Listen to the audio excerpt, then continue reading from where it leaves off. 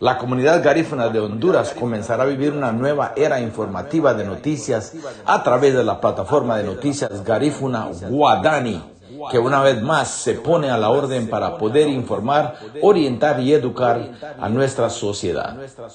Es de conocimiento de todos que los medios tradicionales de nuestro país Honduras es muy poca la oportunidad que se le da a la comunidad garífuna para expresar sus ideas y sus sentimientos sobre los acontecimientos de relevancia en nuestra querida Honduras.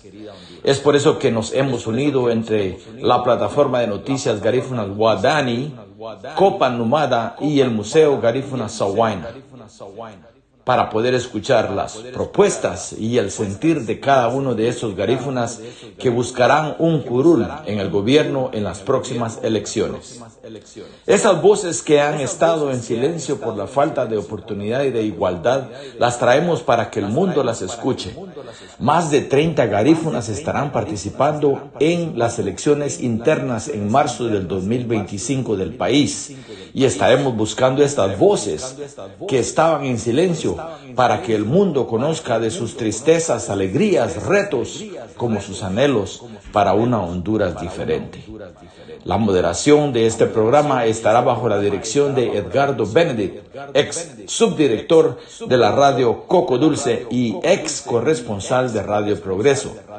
Y en compañía también estará el señor Bernardo Guerrero, analista político de la comunidad garífuna y también un gran líder. Nuestra primera invitada especial es la precandidata a designada presidencial por el Partido Liberal, la señora Sebastiana Arriola. Siga nuestra ruta y comente nuestro programa.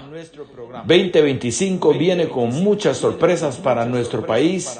Alzaremos la voz por la causa de nuestros pueblos oprimidos. Ya lo sabes, este viernes 27 de diciembre tienes una cita con Sebastiana Arriola y todo el equipo de Guadani, de Copa Garífuna, Copa Numada y también del Museo Garífuna Sahuayna. 7 de la noche, hora de Honduras, este viernes 27 de diciembre.